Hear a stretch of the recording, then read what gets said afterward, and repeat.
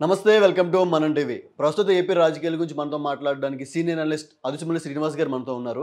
నమస్కారం సార్. నమస్కారం అండి. సార్ ఏపీ రాజకీయాల గురించి మనం కొత్తగా మాట్లాడాల్సిన విషయం ఏమీ తెలియదు. ఎందుకంటే ఇంతకుముందు లేని విధంగా ఇప్పుడు గొడవలు ఎక్కువగా జరుగుతున్నాయి. అయితే దీని మీద ఈసీ సిట్ కూడా వేసింది.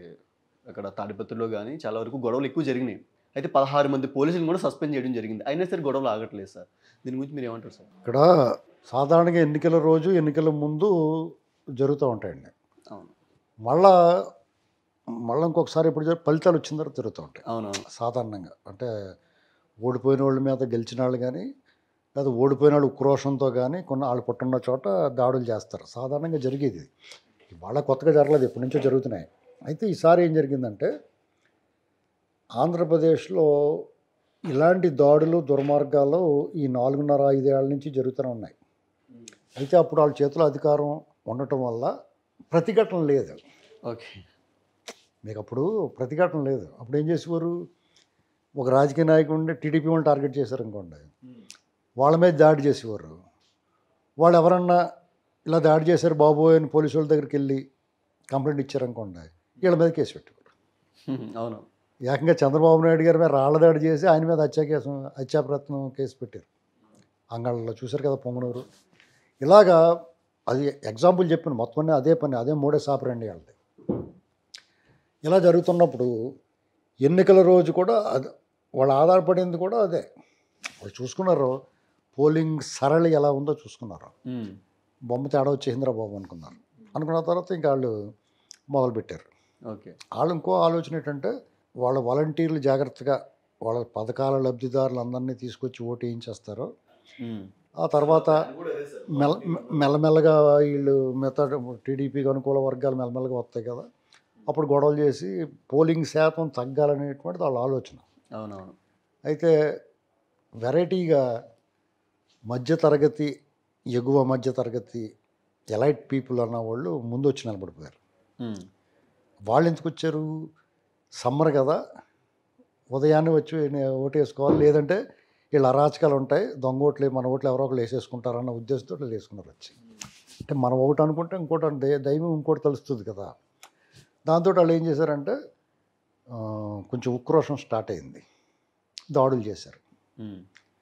మధ్యాహ్నం దాకా వాళ్ళు అనుకున్నది అవ్వకపోయేటప్పటికి పల్నాడులో కానీ, తాడిపత్రిలో కానీ, పొంగనూరులో కానీ, ఇలా చాలా చోట్ల, పదకూరపాటు ఇలాంటి చోట కూడా జరిగింది. జరిగితే కాకినాడ చాలా పీస్ఫుల్గా ఉండే ఏరియాలో, వైజాగ్ కూడా సార్, వైజాగ్ ఈ జరుగుతున్నప్పుడు ప్రతిఘటన మొదలైంది ఆటోమేటిక్గా. ఇప్పుడు ఎన్నికలు వచ్చిన తర్వాత ఎలక్షన్ కమిషన్ చేతిలో పరిపాలన ఉన్నప్పుడు, కోడ్ అమల్లో ఉన్నప్పుడు ఈ బెడద వదులుతుందా విముక్తి ముంగిట నిలబడ్డారు జనం. ఆ టైంలో వాళ్ళలో కట్టలు తెంచుకున్న ఆగ్రహం ఓట్ల రూపంలోనూ బయటపడింది, ప్రతిఘటన రూపంలో కూడా బయటపడింది. మీకు ఈ ఘర్షణలు ఎందుకు వచ్చినాయి, ప్రతిఘటన ఉంది కాబట్టి. ఒంటి చేతితో తప్పట్లు రావు కదా. ఇదివరకు వాళ్ళు ఏం చేసేవారు, వాళ్ళు కొట్టేసి పోయేవారు, వీళ్ళు అబోదిపోమంటే కేసు పెడితే మళ్ళీ వీళ్ళ మీద కేసు ఇట్టేవారు, జైల్లో పోయేవారు, ఇంకా గొడవలు ఉండవు. ఇప్పుడు అలా కాదు కదా, వాళ్ళు ఓటు కొడితే వీళ్ళు 3 కొట్టారు, ఏకంగా పరిగెట్టించారు. మీరు చూడండి, ఒక ఎమ్మెల్యే ఒక సాధారణ పౌరుని దావడమే కొట్టాడు, అంతకన్నా గట్టి కొట్టేసాడు. అవునవును. ఆ కుర్రాడు అంటే అద్దాల మేడలో ఉండి నువ్వు రాళ్ళు వేయకూడదు కిందకి. చాలా పెద్దలు ఏం చెప్తారంటే కుర్రోళ్ళతోటి కుక్కలతోటి వెళ్ళకూడదని చెప్తారు, వాళ్ళ జోలికి వెళ్ళకూడదు. ఎందుకంటే ఇప్పుడు కుక్క అలా పోతుంది అనుకోండి, వెళ్తే కాలుతోటి ఇలా తన్ని రంగు మీరు టపక్కన కాలు పెట్టుకుంటుంది, అవునా కదా, బొడ్డు చుట్టూ ఇంజక్షన్లు చేయించుకోవాలి మీరు, అవునా కదా. అవునవును. అదే చిన్నపిల్లలు ఉంటారు, వాళ్ళకి ఏమీ తెలియదు, కర్మం ఏమీ తెలియదు. వాడిని డెప్ మీద లాగారనికి వెళ్తాను, డెప్ మీద పెడేయమని కొట్టారనుకో, కబాల కింద వంగును రాయి తీసి పెడేయమని కూడా వేస్తాను, మీ బుర్ర బదలిసిపోతాయి. అందుకని పెద్దోళ్ళు ఏం చెప్పారంటే కుర్రోళ్ళతోటి కుక్కల జోలికి వెళ్ళకంటారా బాబు అని చెప్పారు. ఇప్పుడు ఎమ్మెల్యే స్థాయిలో ఉన్నాడు అతను, ఒక వ్యక్తిని కొడితే అది వార్త కాదు. అవును. ఒక సాధారణ పౌరుడు ఒక ఎమ్మెల్యేని దాడమే కొట్టేసేయడం కొండ అది పెద్ద వార్త అయిపోయింది కదా.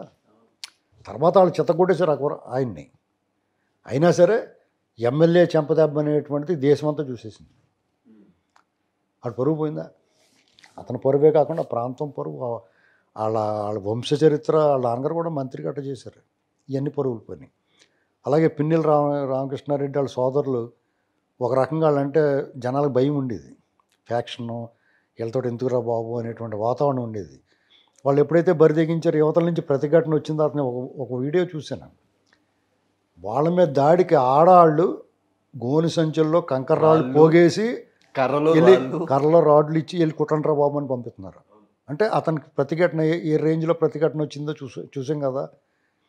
ఆ పరుగు పోయినట్టే అతనికి నోరు మూసుకుని ఆ ఎలక్షన్లో ఇప్పుడు 5 ఏళ్ళు పరిపాలించారు. అతను కూడా 3 సార్లు 4 సార్లు నెగ్గాడు. అక్కడ గెలిచిన తర్వాత ఏదో ప్రజల తీర్పుకు వదిలిపెట్టేయాలి.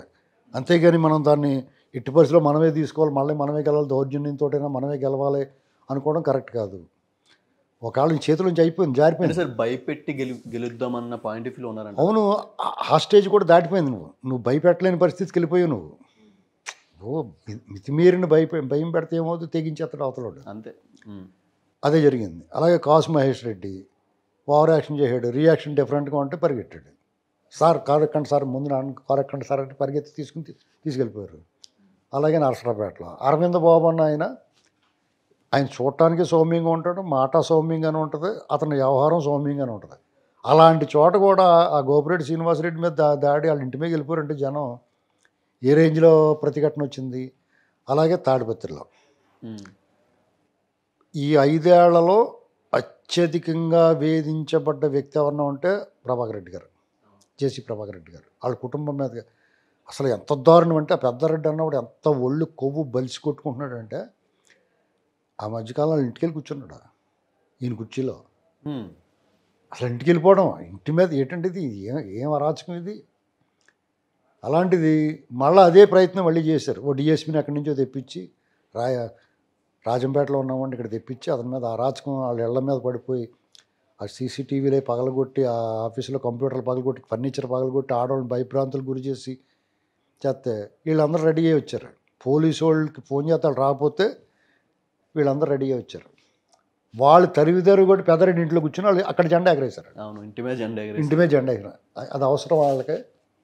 తర్వాత అతను మైరు పోలీసులు తీసుకెళ్ళి దాచారు. నువ్వు ఇంటి తనేస్తారా బాబు అని. వాళ్ళు పోలీసుల మీద పడేడుతున్నారు. కానీ సజ్జల రామకృష్ణారెడ్డి వాళ్ళని చివరి వరకు కూడా ఇప్పటికీ కూడా నా చేతులు నీ చేతిలో ఉన్నాను నాన్న అంటాడు బొమ్మరిల్లు. అలాగే అన్నారు వాళ్ళు పోలీసు వాళ్ళు. అంటే వాళ్ళ ఆధీనంలో ఉన్నారు. బొమ్మరిల్లు ఏమంటాడో ఇప్పటికీ నా చేతులు నీ చేతిలోనే ఉన్నాయి అన్నాడు కదా. అలాగే వాళ్ళు ఎంత ప్లాన్డ్ గా జరిగిందంటారా సీసీ కెమెరా? ప్లాన్డే.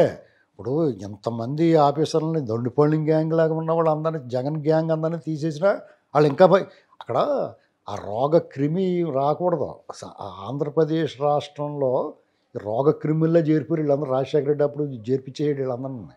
వాళ్ళు అలాగే మెదులుతూ ఉంటారు. ఎక్కడో చోట ఇక్కడ చికిత్స చేసేవాని కాలుకి ఏలుకి వస్తుంది, చేతికి వస్తుంది, లేకపోతే బుర్రకు వస్తుంది. అలాగే మొత్తం అంతా చెడిపోయి ఉంది. అది చాలా పెద్ద ప్రక్షాళన చేయాలి. అయితే నాని గారిది, పులవర్తి నాని గారిది అసలు అత్యంత దారుణం. చంపేయడానికి చూశారు వాళ్ళు. మీకు ఏకంగా స్ట్రాంగ్ రూమ్లకి వెళ్ళిపోయి ఆయన చూడటానికి వెళ్తాడు. ఎమ్మెల్యే క్యాండిడేట్ చూసుకుంటాడు. వీళ్ళు నమ్మలేము కదా. ఈ గ్యాంగ్ అనేది నమ్మలేక వీళ్ళు ఎంతకైనా బరితెగించిన వీళ్ళు ఎలక్షన్ కమిషన్ ఏంటంటే దున్నపోతు మీద నేను వానపడినట్టే. ఎలక్షన్ కమిషన్ ఇవాళ చెప్పామనుకో వచ్చి ఎలక్షన్ నాడు చెప్తారు వాళ్ళు ఏదైనా కంప్లైంట్ ఇస్తే. కాబట్టి అతను చెక్ చేసుకోవడానికి వెళ్ళి తప్పే ఉంది. అక్కడ ఇంకా ఆయన మీద చంపేయడానికి ప్రయత్నం చేశారన్నప్పుడు సిట్ వేశారు. ఆ సిట్ ఏం చేస్తుంది, ఆటోమేటిక్గా వాళ్ళ పని వాళ్ళు చేస్తారు, ఏదో రిపోర్ట్ ఇస్తారు. అందరిగా ప్రైమరీగా ప్రాథమికంగా ఎంక్వైరీ చేసి రిపోర్ట్ ఇచ్చారు. అక్కడ ఊళ్ళోకి వెళ్ళి పర్యటించి ఇప్పుడు పిన్నెల రక్షణారెడ్డి వాళ్ళ తాలూకు వాళ్ళ దగ్గరికి వెళ్తే వాళ్ళకి టీడీపీ మీద చెప్తారు, టీడీపీ వాళ్ళ దగ్గరికి వెళ్తే వాళ్ళు వీళ్ళ మీద చెప్తారు. వాళ్ళు గమనించాల్సింది ఏంటంటే ఆ రోజు వార్తాపత్రికల దగ్గర, మీడియా ఛానల్స్ దగ్గర, అలాగే సోషల్ మీడియాలోనూ కొన్ని వీడియోలు ఉంటాయి. దాన్ని అబ్జర్వ్ చేయాలా, అది ఈజీ వాళ్ళకి. అంతేగాని ఇప్పుడు పిన్నెల రామకృష్ణారెడ్డి మేము చాలా మంచివాళ్ళం అండి అని చెప్తుండే. చేసేది వాళ్ళే. టీడీపీ వాళ్ళు ఎప్పుడు కూడా ముందు కవ్వించరు, వాళ్ళు గొడవలకు వెళ్ళరు. ఎందుకంటే వాళ్ళు పాజిటివ్గా ఉంది, దాన్ని ఓటింగ్ చెడగొట్టుకోరు. వాళ్ళు పాజిటివ్గా ఉన్నవాళ్ళు ఎందుకు చెడగొట్టుకుంటాడు.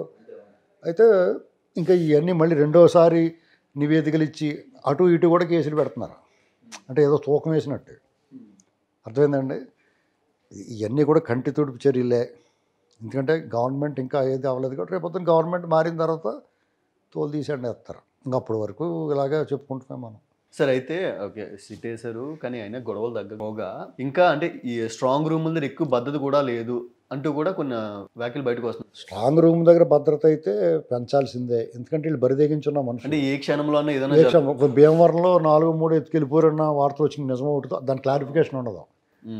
అలాగే విజయనగరంలో స్ట్రాంగ్ రూమ్లోకి వెళ్ళి వాళ్ళకి ఏంటి పని అక్కడ, ఇలాంటివన్నీ ఎలక్షన్ కమిషన్ కూడా క్లారిఫికేషన్ అవ్వడారు. మీకేం కంగారు పడకుండా మేము భద్రంగా చేస్తున్నాం, వాళ్ళు చెప్పేదానికి చేసేదానికి సంబంధం ఉండదు. మళ్ళీ ఇప్పుడు వాళ్ళ వ్యవస్థల మీద నమ్మకం పోయింది.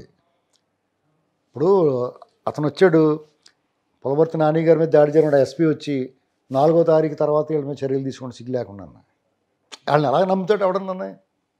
ఇప్పుడు వీళ్ళు వాళ్ళ డ్యూటీ ఏం చేయాలో, ఎలా చేయాలో, గతంలో ఎలా జరిగింది, ఏం చేశారు అనేటువంటి మర్చిపోయారు. చేష్టలు ఉడిగి అంటారు, చేష్టలు ఉడిగి చూస్తున్నారు కళ్ళు నోరు వదిలేసి. ఎస్పీలను కొట్టిన, ఎస్పీ వాహనాలు ధ్వంసం చేసినా కానీ సిగ్గు లేకుండా వదిలేస్తున్నారు వాళ్ళని. పైగా ఎవరైతే బాధితులు ఉన్నారో వాళ్ళు ఏమీ చేయలేక నిరసన చెప్తారు, అంతకన్నా వాళ్ళ చేతిలో ఏముంటుంది, వాళ్ళ మీద బాష్పవాయువు గోళాలు వెళ్తున్నారు, వాళ్ళ మీద గాల్లో కాల్పు. అంటే ఇంతకుముందు పోలీసుల్ని బెదిరించిన వాళ్ళే ఇప్పుడు పోలీసులు ఎక్కడ అంటూ కూడా కొంతమంది పేర్ని నాని కావచ్చు, రామకృష్ణారెడ్డి కావచ్చు, వాళ్ళు అలాగే మాట్లాడతారు. వాళ్ళు అలా మాట్లాడకపోతే ఆశ్చర్యపోవాలి మీరు, ఎందుకంటే ఇన్సైడ్ ట్రేడింగ్ వాళ్ళు చేస్తారు. టీడీపీ చేసిందని చెప్తారు, వాళ్ళ బాబాయ్ వాళ్ళు చంపేస్తారు, చంద్రబాబు గారు చేశారని చెప్తారు. వాళ్ళు అలాగే మాట్లాడతారు. రెచ్చగొట్టే ప్రయత్నం చేస్తానంటారు. రెచ్చగొట్టే ప్రయత్నం లేదు, వాళ్ళకి అర్థమైపోయిందండి. ఎందుకన్నా డిఫెన్స్ అది. రేపు ఇప్పుడు ఇలా అల్లరి చేశారు, వాళ్ళు 2 రకాల వాళ్ళే బెనిఫిట్ అయ్యారు. ఇప్పుడు ఎలా చేయడం వల్ల కేంద్ర బలగాలు, అదనపు బలగాలు వచ్చినాయి, ఫుల్ సెక్యూరిటీ జోన్లోకి వెళ్ళిపోయింది, కాపలా కాస్తారు. రేపు 4వ తారీఖు రిజల్ట్ వచ్చిన తర్వాత టీడీపీ వాళ్ళ చేతిలో తొన్నులు తినకుండా వాళ్ళే కాపాడతారు. ఏకంగా జూన్ 15-20 దాకా ఇచ్చారు. అంటే ఆ కోపాలు గేపాలు అన్నీ తగ్గిదాకా వాళ్ళు ఉంటారు. కాబట్టి ఈ టీడీపీ వాళ్ళు లేకపోతే జనసేన వాళ్ళు వీళ్ళ సంగతి చూద్దాం, ఎగిరి తినేద్దాం, ఎగరేస్తుందాం అనుకున్నా కానీ కుదరదు వాళ్ళకి. ఆ రకంగా సేఫ్ అయ్యారు వాళ్ళు.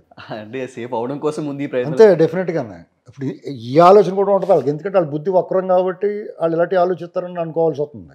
Thank you sir, thank you so much.